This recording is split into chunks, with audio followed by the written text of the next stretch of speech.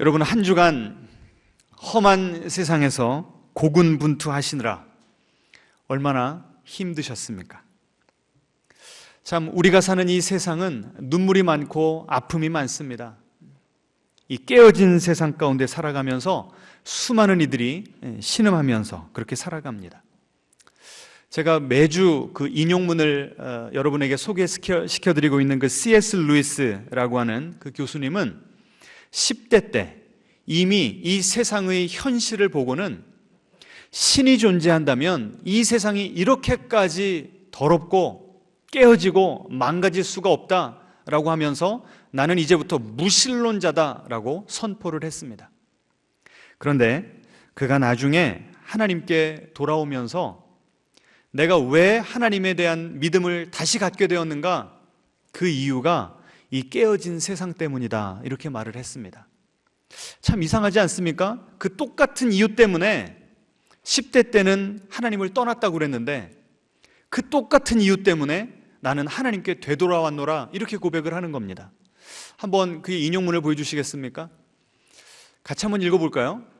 하나님을 반대하는 저의 논거는 세상이 너무나 잔인하고 불의하다는 데 있었습니다. 여러분, 이 C.S. 루이스의 이 세상에 대한 평가 동의하십니까?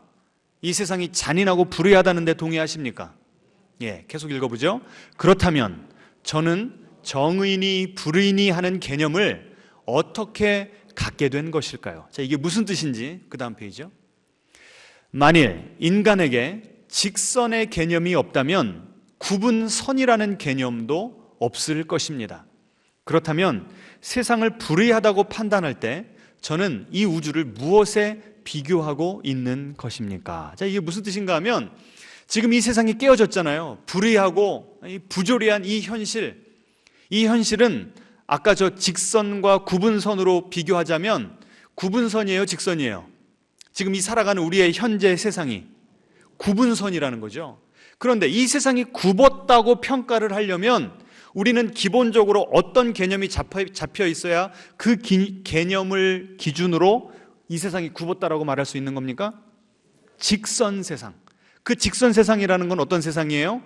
정의로운 세상, 선한 세상, 사람들이 살만하다고 이 살맛을 느끼면서 사는 세상에 대한 기본적인 개념이 우리 속에 잡혀 있기 때문에 이 세상을 살아가다 보니까 이 세상은 그런 이상과는 동떨어져 있어.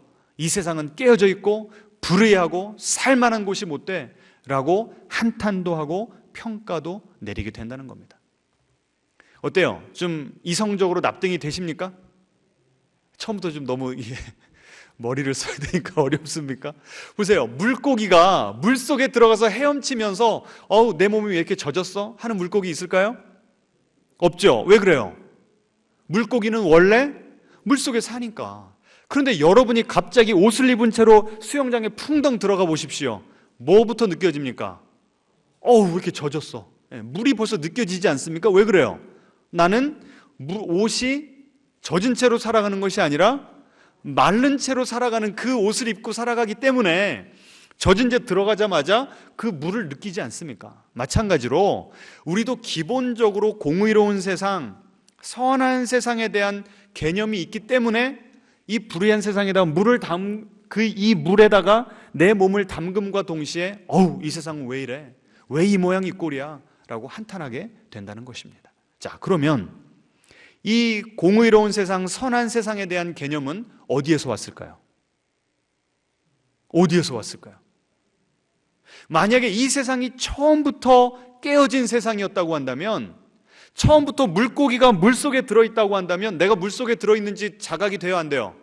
안 된다고 했잖아요. 처음부터 이 세상이 깨어진 세상이었다면 왜 우리는 이 세상을 보면서 깨어진 세상이라고 평가를 할 수가 있는 겁니까? 지금 논리적으로 말이 됩니까? 안 됩니까? 반응을 좀 보이세요. 그렇죠? 네. 그러면 이 기본 개념이 어디서부터 온 거예요? C.S. 루이스가 주장하는 바는 하나님으로부터 왔다는 거죠. 하나님이 처음 창조하신 이 세상은 지금과 같은 그런 모습이 아니었다는 겁니다. 아까 제가 창세기 1장 31절을 읽어드렸죠. 하나님께서 천지 창조를 하신 후에 이 세상을 바라보시면서 뭐라고 말씀하셨다고요? 그냥 좋은 것이 아니라 심히 좋았다. 얼마나 아름다운지. 내가 만들어 놓고도 감탄하는, 우리가 한 번씩 요리를 해놓고서 내가 먹어봐도 맛있을 때 있잖아요. 기분이 어떠세요? 너무 좋죠. 그런 느낌으로 하나님께서 이 세상을 창조하신 후에는 따봉 이러셨다는 거예요. 그런데 우리가 살아가는 세상은 그렇지 않다. 그래서 오늘은요, 하나님께서 처음 의도하셨던 세상의 모습이 어땠는가를 먼저 좀 살펴보겠습니다. 이 하나님께서 처음 창조하신 세상을 그 한 단어로 표현하자면요, 따라해 보시기 바랍니다. 샬롬. 샬롬은요, 이 이스라엘 사람들이 서로 인사할 때, 마치 우리나라 사람들이 안녕하세요라고 하듯이 서로 인사할 때 쓰는 단어입니다. 그런데 안녕이나 샬롬이나 더 깊은 뜻이 있어요. 인용문을 보여주시겠습니까? 플란팅가라고 하는 이 크리스찬 그 철학자가 이렇게 정리를 해놨습니다. 하나님, 인간, 그리고 모든 피조물이 정의와 충만과 기쁨으로 한데 어우러지는 것을 일컬어, 그런 상태를 일컬어 샬롬이라고 한다, 이렇게 말을 해놨습니다. 다시 말해서 샬롬은 좀 어려운 말인데요, 뭐라고요? 만사의 당위적 존재 양식이다. 이 한국말보다 영어가 훨씬 쉽습니다. The way things ought to be. 그냥 원래 이 사물이 돌아가는, 존재하는 방식이 이래야 돼. 그러니까 하나님께서 처음 이 세상을 창조하셨을 때 그 모습, 모든 천하 만물이 조화를 이루고 있는 그 상태, 그 상태를 바로 샬롬이다라고 한다는 거예요. 자, 그러면 이 샬롬이 구체적으로 어떻게 표현되는지 제가 네 가지 관계를 나누어서 설명을 드리겠습니다. 첫 번째는 하나님과 우리와의 관계입니다. 하나님이 이 세상을 처음 창조하시고 그 창조의 맨 마지막에 누구를 창조하셨다고 그랬습니까? 인간을 창조하셨다고 그랬죠. 여러분, 우리 부모님들은 아십니다. 자녀를 처음 안아들었을 때 기분이 어떠시던가요? 우리 어머니들은 그 산고, 이 출산의 고통 때문에 그 기쁨을 잘 모르세요. 근데 우리 아버지들은 잘 압니다. 저는 미국에서 이 병원에서 희망이를 처음 받아들고 얼마나 좋은지, 하나님께 감사합니다, 감사합니다, 그냥 감사합니다 기도만 드렸어요. 얘가 나한테 뭐 해준 거 있습니까? 있어요, 없어요? 없어요. 앞으로 나를 얼마나 고생시킬 걸 알았으면 내가 그때 감사를 했을까. 근데 막 마냥 좋은 거예요. 막 사랑이 막 쏟아져 나갑니다. 여러분, 하나님이요, 인간을 창조하시고 여러분 한 분 한 분을 바라보시면서 그런 감정, 그런 태도로 대하신다는 거 여러분 아세요? 성경에 보시면요, 내가 너로 인하여 기쁨을 이기지 못한다고 그랬습니다. 앞뒤자로 인사하겠습니다. 하나님이 당신 때문에 기쁨을 이기지 못하신답니다. 막 이 마음이 주체가 안 되는 거예요. 너무 좋아가지고. 하나님이 우리를 그렇게 사랑하신대요. 자, 그것이 하나님과 우리와의 관계죠. 그 다음에 두 번째 관계, 샬롬의 그 두 번째 관계는 뭐냐면 나와 나 스스로의 관계입니다. 하나님이 나를 그렇게 사랑하시니까 그 하나님의 관점을, 그 하나님의 자세와 감정을 내면화시키는 거예요. 나도 내 자신을 바라볼 때 너무나 사랑스럽고 너무나 존귀한 겁니다. 세상의 그 이치는 어떻게 돌아가냐면 내가 사랑스럽기 때문에 사랑을 받는다고 배웁니다. 잘 들어보세요. 사랑스럽기 때문에 사랑을 받는다는 거예요. 예쁘니까 사랑받고, 성적 잘 받아오니까 부모님한테 사랑받고, 사랑받을 만 하니까 사랑받는다는 거예요. 그런데 하나님은요, 이걸 뒤집어 버리십니다. 하나님은 먼저 우리의 존재 자체를 용납하시고 사랑하세요. 그래서 우리가 사랑스러워지게끔 만들어 가십니다. 이 차이를 아십니까? 여러분은 뭘 원하세요? 뭐가 더 좋을 것 같아요? 사랑스러우니까 사랑받고 싶으세요? 사랑받으니까 사랑스러워지고 싶으세요? 앞뒤적으로 다시 한번 인사합시다. 우리는 사랑받기 때문에 사랑스러워집니다. 이것이 하나님이 우리를 바라보시는 관점이고요, 그 관점으로 우리가 우리를 바라볼 때 우리는 건강한 자존감을 가지고 살아가게 되는 것입니다. 자, 세 번째 관계는요, 나와 이웃과의 관계입니다. 하나님이 나를 사랑하시고 내가 내 자신을 용납하잖아요. 그럼 내 마음 가운데 뭐가 생길까요? 마음에 여유가 생깁니다. 남들이 좀 찔러도 속상한 일을 당해도 다 받아들일 수가 있어요.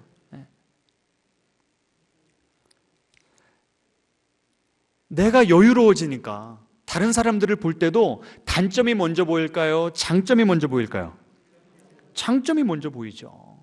그저 예뻐 보이고 누구든지 다 포용할 수 있는 것, 이것이 바로 샬롬의 상태에서 나와 이웃과의 관계, 그런 모습인 것입니다.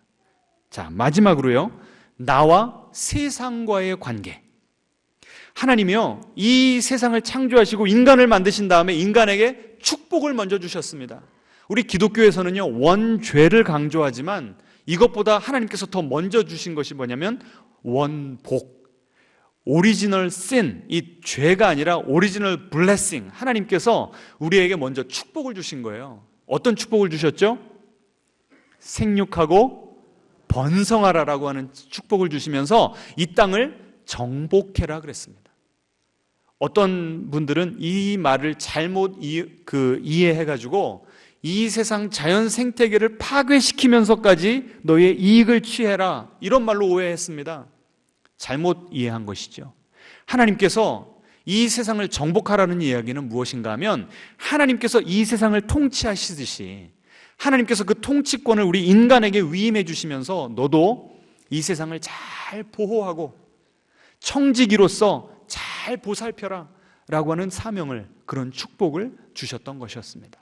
그래서 우리가 이 사명을 잘 감당하면 하나님께서 우리에게 주신 그 재능을 발휘해서 이 세상을 살만한 세상, 내가 살았던 것보다 그 다음 세대에게는 더 살기 좋은 세상으로 넘겨주는 그런 사명을 가지고, 보람을 가지고 일을 하게 되는 것입니다.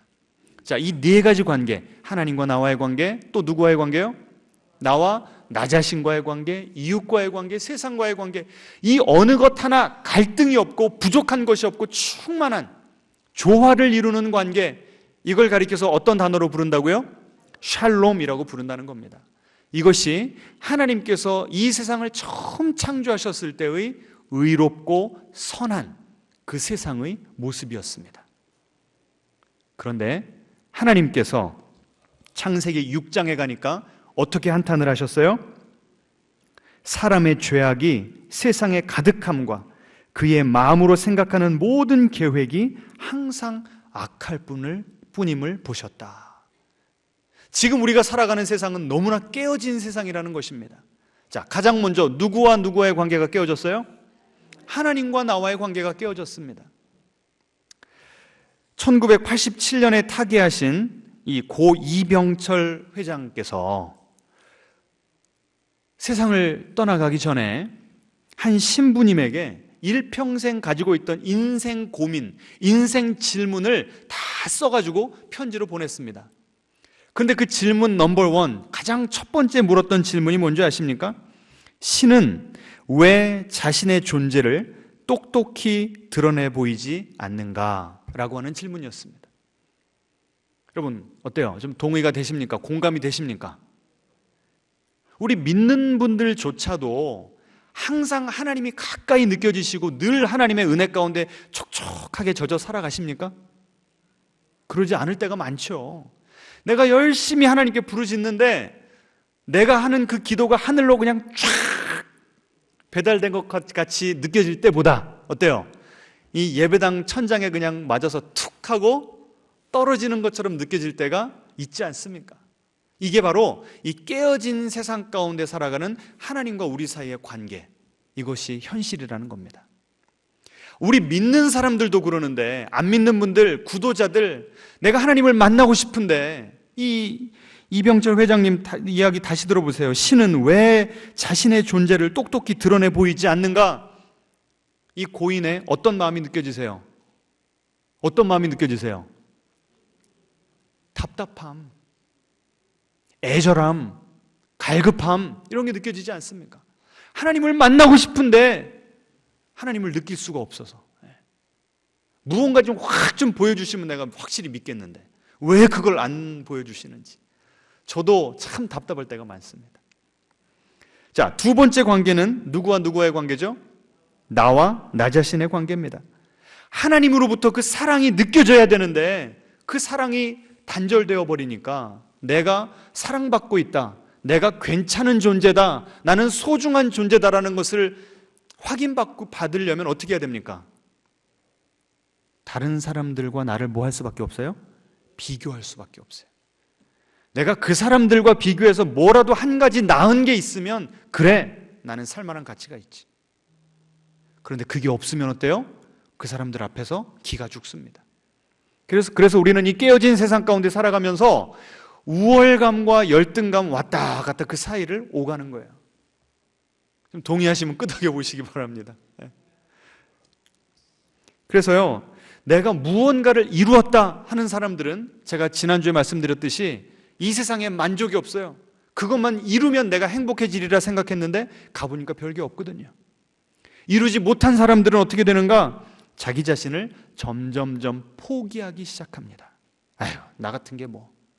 그 다음에 거기서 더 한 단계 중증으로 가면 자기 자신을 학대하는 수준으로 갑니다. 왜 이렇게 우리는 우리 자신의 그 있는 모습 그대로를 사랑하기가 왜 이렇게 힘이 들죠? 저만 그래요? 여러분도 그렇습니까?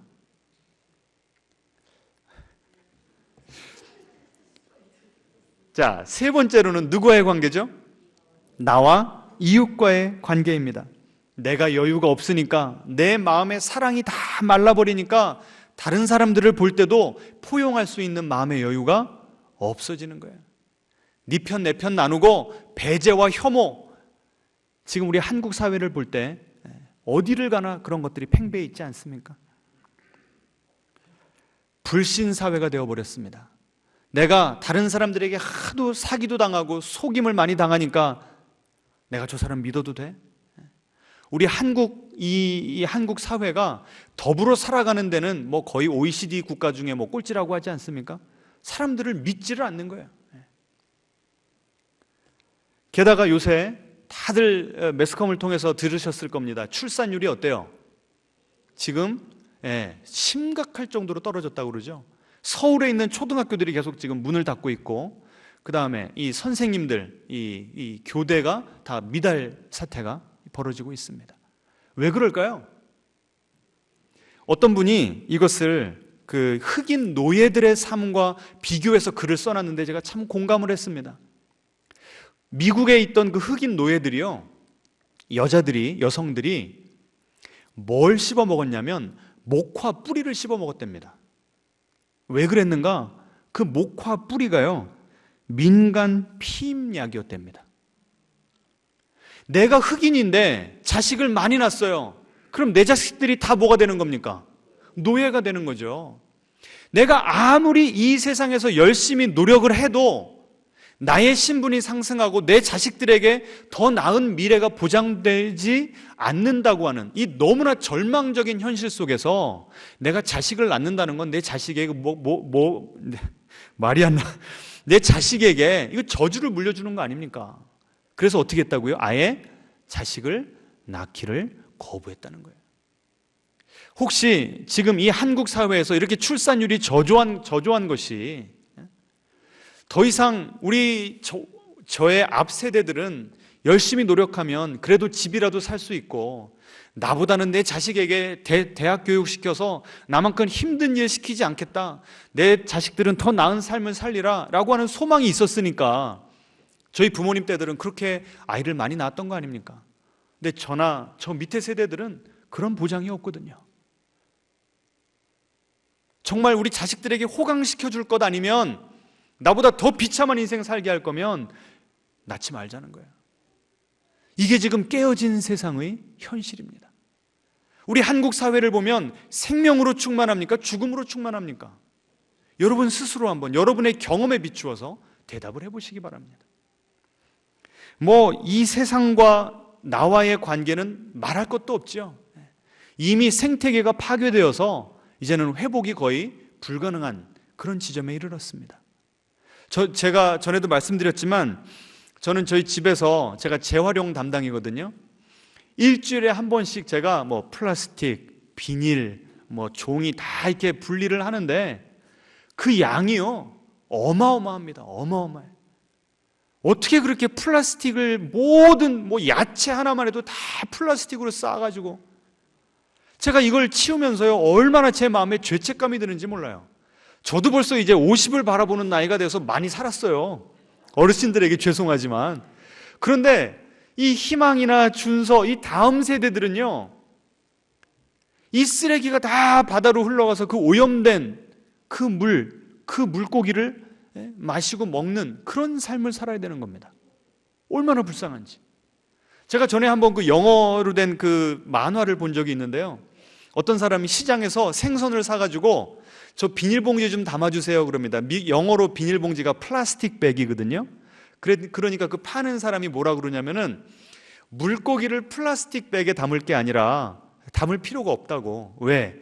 이미 물고기 속에 플라스틱이 들어있기 때문에. 이게 농담으로 만든 만화예요. 근데 이게 이미 현실이 되지 않았습니까? 이게 지금 깨어진 이 세상의 현주소인 겁니다. 자, 이제 좀 무거운 마음으로 서로 나눔을 하겠습니다. 보여주세요.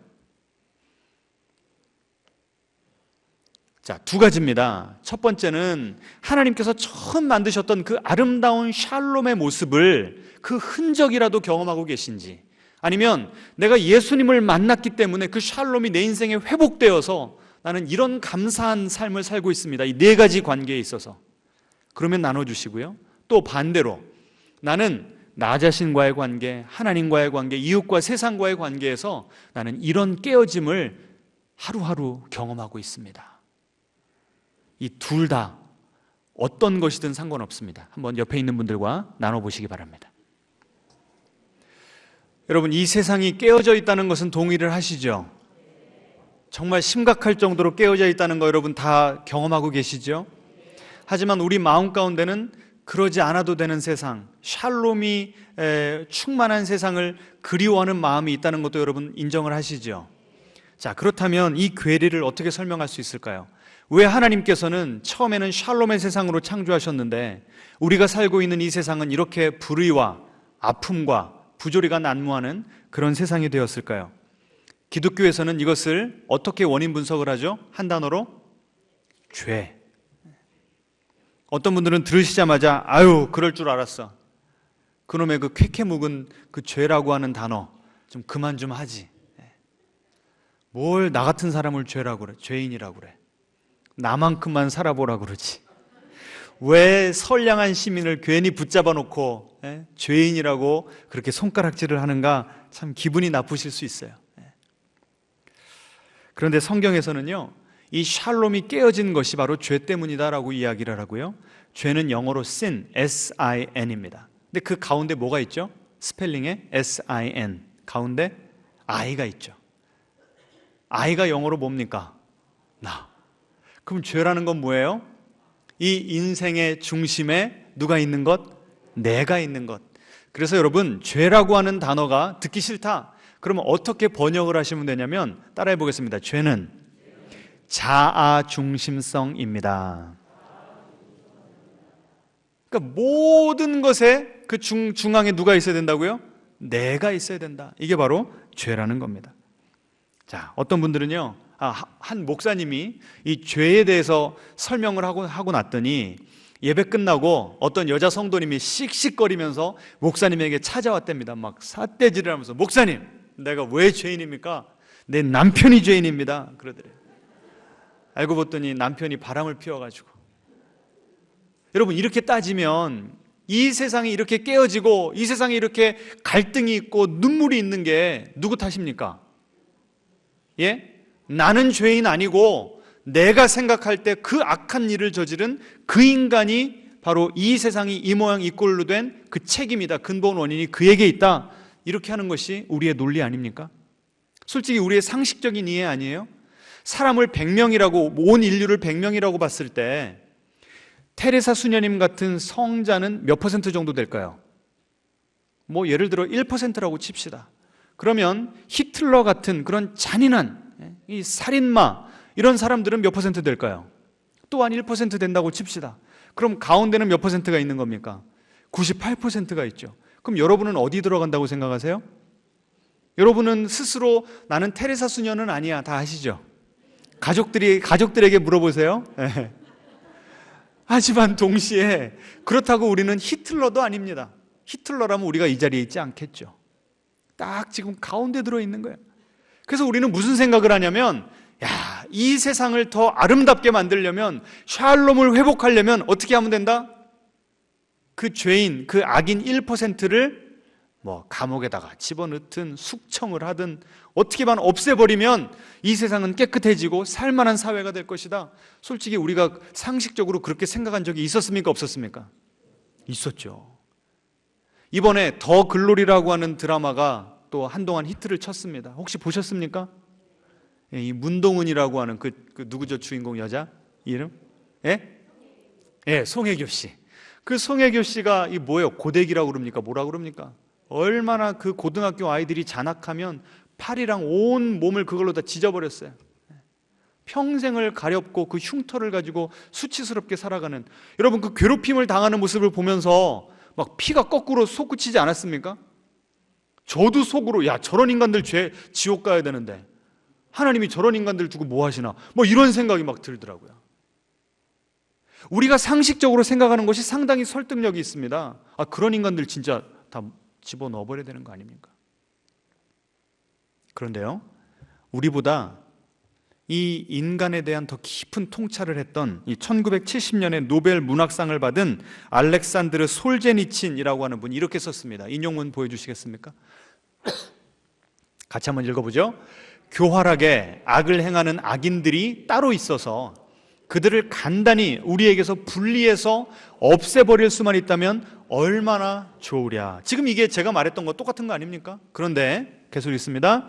하지만 선과 악을 구분하는 경계선은 모든 인간의 마음 한가운데를 지난다. 선과 악을 구분하는 경계선은요, 선인과 악인 사이를 지나가는 게 아니에요. 만약에 그렇다면 누구만 없애버리면 된다고요? 악인만 없애버리면 선인만 남는 겁니다. 그런데 이 솔제니친이라고 하는 분이 인생을 많이 살고 이 소비에트 유니언에서 그런 모든 인간의 그 참상을 다 보다 보니까 가해자만 나쁜 것이 아니라, 이 세상에는 가해자와 피해자로만 나뉘는 것이 아니라 훨씬 더 복잡하다는 거예요. 가해자가 피해자도 되고 피해자가 가해자도 된다는 거죠. 그러다 보니 이 선과 악을 가르는 경계선은 어디 있다? 어디 있다? 내 마음 한가운데를 지난다는 거예요. 그러면 악만 제거하면 된다라고 하면 우리의 어디를 제거해 버려야 됩니까? 우리 마음의 절반을 제거해 버려야 되는 거예요. 그럼 여러분, 우리가 온전할 사람이 있겠습니까? 없겠습니까? 아무도 없는 거죠. 이것을 성경에서는 이렇게 표현했습니다. 로마서 3장 23절 같이 읽죠. 모든 사람이 죄를 범하였음에 하나님의 영광에 이르지 못하더니. 테레사 수녀님도 죄인이고 가운데 있는 98% 같은 우리도 죄인이고, 히틀러가 하는 말을 해도 말할 필요도 없고요.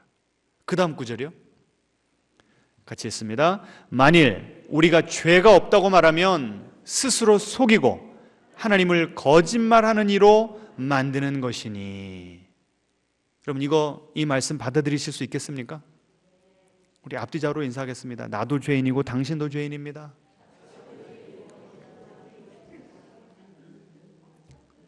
아무리 억울해도, 나는 피해자인데 하더라도 성경이 말하고요, 우리가 우리의 영혼을, 우리 인생을 잘 반추해 보면 우리는 죄인임을 고백할 수밖에 없습니다. 나의 이 자기중심성 때문에 나도 이 세상이 이렇게 타락하고 이렇게 오염되고 이렇게 부패하는데 일조했음을 인정할 수밖에 없는 것입니다. 2차 대전이 끝나고 이 유대인 학살을 기획했던 아돌프 아이히만이라고 하는 사람이 남미로 도피했는데, 이 이스라엘의 그 군인들이 이 사람을 잡아가지고 이스라엘로 데리고 와서 재판을 받게 했습니다. 반인류 범죄로 기소가 되었던 것이죠. 근데 이 사람을 제대로 재판을 하려면 이 증인이 필요했던 거예요. 그래서 이 사람을 전에 보았던, 이 사람의 그 악행을 알고 보았던 그 증인 예힐 디누르라고 하는 남자를 데리고 왔습니다. 이 사람이 이 유리벽 하나를 사이로 이 아돌프 아이히만이 재판석에 서 있고, 그리고 이 누구예요? 예힐 디누르라고 하는 증인이 그 옆에 가서 증언을 하려고 옆에 갔다가 아이히만을 보자마자 울음을 터뜨리며 바닥에 쓰러졌다고 합니다. 많은 사람들이 이 사람이 가지고 있었던 트라우마가 다시 살아나서 그런 반응을 보였겠거니라고 생각을 했는데, 한 TV 프로그램에서 이 증인 디누르라고 하는 사람을 인터뷰를 했습니다. 그 당시에 왜 그렇게 울음을 터뜨리면서 바닥에 주저앉으셨습니까? 라고 했더니 뭐라고 이야기했냐면, 아이히만이 악마가 아니라 평범한 인간임을 깨닫는 순간 평정을 잃었습니다 라고 이야기를 했대요. 뭘 보는 순간? 아이히만이 악마가 아니라, 괴물이 아니라 뭐였다고요? 평범한 인간이었다는 거예요. 그 다음 말이 더 기가 막힙니다. 나 자신이 무서워지더군요. 내가 내 스스로를 볼 때 이제 나도 무서운 존재로 스스로 느껴지더라는 거예요. 왜 그런가 하면 나도 그 사람과 똑같이 그럴 수 있음을 깨달았으니까요. 그래서 이 한나 아렌트라고 하는 철학자는 이 아이히만을 보면서 무슨 개념을 만들어냈죠? 악의 평범성. 악이 괴물의 얼굴을 가지고 나타나는 것이 아니라 어떤 얼굴을 가지고 나타난다고요? 평범한 얼굴. 아이히만의 얼굴 궁금하시지 않습니까? 보여주세요. 어때요? 그냥 옆집 아저씨 같잖아요. 평범한 얼굴입니다. 그런데 저 평범한 얼굴로 조직에 충성한다는 그 신념 하나 가지고 유대인 600명을 학살하는데, 600만 명, 죄송합니다. 600만 명을 학살하는데 앞장섰던 사람이었습니다. 여러분, 이 세상에는 악한 몇 명만 있어서 그 사람들만 제거하면 되겠다라고 하는 것이 얼마나 이 나이브한, 이 유치한 생각인지 어리석은 생각인지 이제 좀 받아들이실 수 있습니까? 이 유대인 학살을 했던 사람들은요, 이 학살을 했던 이 독일이라고 하는 나라는 그 당시에 가장 문명이 발달되어 있었던 그런 나라였습니다. 그 몇 명만 작당을 해서 600만 명의 유대인을 학살한 것이 아니고 독일 사회 전체가 적극적으로 가담하든지 아니면 소극적으로 방관을 하든지 그 범행에 같이 동참했다는 거예요. 썩은 사과 몇 개만 제거하면 되는 것이 아니라 전체가 다 썩어 있다는, 이것이 바로 성경의 증언입니다. 라인홀드 니부어라고 하는 분이 도덕적 인간과 비도덕적 사회라고 하는 책을 썼지 않습니까? 개인은 선할 수 있어도 집단이 뭉치면 집단 이기주의, 나라고 하는, 우리라고 하는 집단과 그들이라고 하는 집단을 나누어 놓고 우리 집단에게 유리할 수 있도록 모든 수단과 방법을 가리지 않고 그들을 배척하고 그들을 착취하고 그들과 싸우게 된다. 이게 그 책의 요지 아닙니까? 우리 모두는요 아주 선량합니다. 한번 앞뒤자로 둘러보세요. 주일날 예배를 드리러 온 여러분이 얼마나 선하게 생기셨는지. 그런데 우리가 집단이 되면 내 속에 숨어있던, 겉으로는 평범해 보이던 악이 어떤 특정한 사건, 기회, 무언가가 주어지면 그때 촉발이 되어서 악함이 확 드러나게 됩니다. 여러분, 이 도토리 한 알과 도토리 나무와 무슨 차이가 있는 줄 아십니까? 근본은 어때요? 근본은 똑같죠. 그런데 나무와 도토리 한 알이 어떤 차이가 있습니까? 나무는 땅속에 들어가서 뿌리를 내리고 자양분을 먹고 태양을 받고 그래서 점점 크다가 그렇게 거목이 된 거 아니었습니까? 이 거목이 바로 히틀러라고 한다면 우리가 바로 이 도토리 한 알과 같은 거예요. 우리 모든 사람들의 속에는 이 하나님께서 처음 창조하신 샬롬을 깨트릴 만한 어마어마한 악이 숨어 있습니다. 이것을 여러분이 인정하실 수 없다면 여러분은 인생을 아직 제대로 살아오시는 분들이 아니에요. 죄송하지만 정말 내 인생을 내가 정확하게 정직하게 들여다보면요 내 안에 살인자가 들어있습니다. 여러분 동의하십니까? 얼마나 많은 악이 들어있는지 몰라요. 자, 그래서요, 팀 켈러 목사님이요, 이 아이힘 안에 이런 모든 이 악의 평범성을 지켜보고는 이렇게 쓰셨습니다. 우리 인간은 스스로에게 이렇게 솔직해져야 된다라고 하면서, 나도 끔찍한 일을 저지르는 사람들과 똑같아. 같은 재료로 만들어진 인간이기 때문이야. 내 속 깊은 곳에 이기적으로 잔인해질 수 있는 무엇이 틀림없이 존재하는데 그것을 보고 싶지 않을 뿐이야. 동의하십니까? 자, 그럼 이제 두 번째 나눔 질문을 보여주시기 바랍니다. 자, 성경에서는 세상이 이렇게까지 깨어진 이유를 죄라고 설명을 하는데, 당신은 이에 대해서 어떻게 생각하십니까? 여러분의 의견을 한번 피력을 해보시기 바랍니다. 그리고 지금까지 제가 들려드린 그 이야기를 비추어 볼 때 여러분은 스스로를 죄인이라고 인정하십니까? 어떤 면에서는 죄인인 것 같고 어떤 면에서는 나는 절대 난 이건 받아들일 수 없다라고 하시는지 한번 솔직하게 여러분의 생각을 나눠보는 시간을 드리도록 하겠습니다. 오늘 참 그 무거운 내용이었는데 그래도 잘 경청해 주셔서 감사하고요.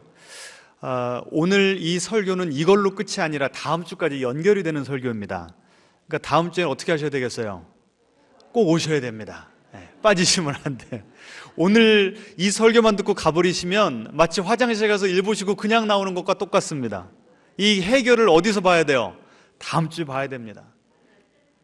우리가 이 죄의 문제를 가지고 있는데 이 죄의 문제를 어떻게 해결할 것인가? 이 세상이 이렇게 깨어져 있는데 이 깨어진 세상을 누가 어떻게 회복할 수 있을 것인가? 가장 중요한 내용, 핵심이 다음 주에 이제 다루어질 겁니다. 그래서 꼭 오시면 좋겠고요. 이 시간 우리 함께 좀 기도했으면 좋겠습니다. 오늘 이 내용은 내가 살고 있는 이 삶의 정황을 정말 정직하게 정확하게 꿰뚫어 봐야 인정할 수 있는 것이고, 또 내가 죄인이라고 하는 것은 내 마음을, 지금까지 내가 살아온 지난 날을 회피하지 않고 거부하지 않고 있는 그대로 직시할 때에만 우리가 그걸 받아들일 수 있습니다. 이 시간 하나님 앞에 우리의 마음을 좀 털어놓는 시간이 되면 어떨까요? 하나님, 이 세상이 깨어져서 지금 내가 이렇게 아파하고 있습니다. 피해자로서 살아가는 이 아픔, 이 억울함, 이걸 하나님께 좀 다 털어놓으시면 어떨까요? 하지만 동시에 성경은 우리가 죄인이라고 말합니다. 우리도 가해자다, 이 깨어짐에 일조했노라고 그렇게 말을 합니다. 이 시간 나의 이 평범해 보이는 내 모습, 내 인생, 내 마음속에 숨겨진 죄를 보여주시라고 우리의 마음을 끌어안고 하나님 앞에 솔직한 모습으로 함께 나아가겠습니다.